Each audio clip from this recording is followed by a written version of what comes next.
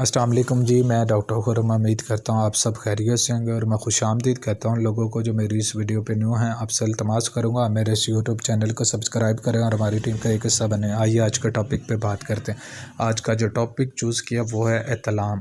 سب سے پہلے تو ہمیں یہ پتہ ہونا چاہیے احتلام ہوتا کیا ہے، اس کی اقسام کتنی ہے، اس کی کوز کیا ہے، اور ساتھ میں اس کی جو ہے سمٹم کیا ہے۔ احتلام جو ہے ایک جب بالغ عمر میں لڑکا آتا ہے تو تب وہ رات کو جب سوتا ہے تو اس کی جو عضو تناسل سے ہے کچھ مادہ جو ہے ڈسچارج ہوتا ہے۔ تو نارملی جو مادہ ہے وہ مہینے میں 2 دفعہ ڈسچارج ہو، اس میں کوئی پرابلم نہیں ہے، مگر اس سے زیادہ ڈسچارج ہونا یہ بیماری کی علامت کہلاتا ہے۔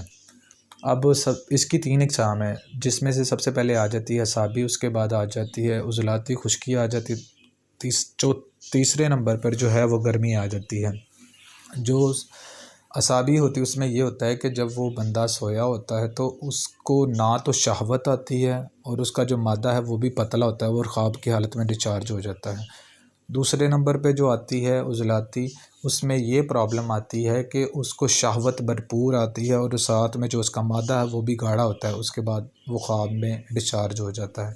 نمبر 3 پر جو احتلام ہوتا ہے وہ ہوتا ہے گرمی کی وجہ سے۔ جب حد سے زیادہ گرمی آ جاتی ہے تو اس کی وجہ سے پھر کیا ہوتا ہے، اس کا جو مادہ ہے وہ بھی پتلا ہو جاتا ہے، اور اس کے علاوہ اس کو شہوت بھی درمیانی آتی ہے، اور خواب کی حالت میں ڈسچارج ہو جاتا ہے، مگر اس کے ساتھ اس کو جلن لازمی ہوتی ہے۔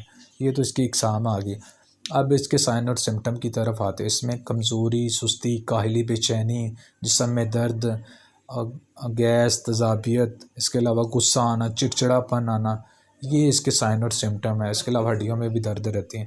اب اس کی کوز کی طرف آ جاتی ہے۔ اس کی جو وجوہات ہیں، زیادہ فلموں کا دیکھنا، زیادہ لڑکیوں سے باتیں کرنا، زیادہ ذہنوں میں انتشار لانا یعنی خیالات لانا، اس کے علاوہ گیدرنگ جو ہے آپ کی وہ دوسری برے لڑکوں میں بیٹھنا، اس کے علاوہ میگزین پڑھنا، اس کے علاوہ موویز دیکھنا، اور بھی بہت سی وجوہات آ جاتی ہیں۔ گرم اشیاء کا زیادہ استعمال کرنا، فاسٹ فوڈ کا زیادہ استعمال کرنا، اور خاص طور پر رات کے ٹائم جو ہے کھانا کھانے کے فوری بعد سو جانا، یہ اس کی وجہ بھی ہو سکتی ہے۔ اگر ہم اس کا صحیح طریقے سے علاج نہیں کرواتے تو پھر اس کی وجہ سے نامردگی، ایزوسپرمیا، مردانہ کمزوری، ٹیڑھا پن، اور اس کے علاوہ آپ کا جو دل ہے وہ بھی کمزور ہونا شروع ہو جاتا ہے۔ یہ تو میں نے آپ کو اس کی بتا دی ہیں، جو ہیں اس کی وجوہات بھی بتا دی ہیں۔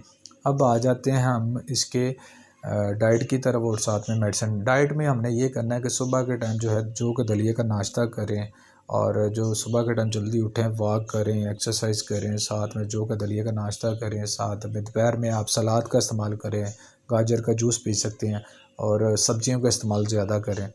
اور اگر ساتھ میں آپ کو میں اس کی میڈیسن بتانا چاہوں گا۔ میڈیسن میں آپ اپنے قریبی جو ہے معالج ہومیوپیتھک ڈاکٹر سے رجوع کر سکتے ہیں۔ الحمدللہ اس کا بڑے اچھے رزلٹ اور نتائج ہیں۔